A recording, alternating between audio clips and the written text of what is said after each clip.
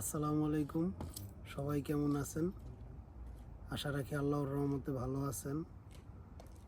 Sir Mohammad doctor Yunus, উনি তত্ত্বাবধায়ক সরকারের প্রধান, ওনাকে সাধুবাদ জানাই। আরও যে 17 জন আছে, ওই 17 জনকেও সাধুবাদ জানাই।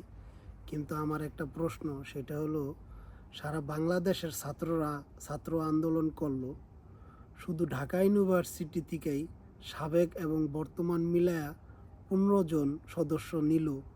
আর বাদবাকি যে ইউনিভার্সিটি আছে সারা বাংলাদেশে, জগন্নাথ আছে, রাজশাহী বিশ্ববিদ্যালয় আছে, আর অন্য অন্য যে বিশ্ববিদ্যালয়গুলোতে আছে, ওইখানে কি যোগ্য লোক নাই?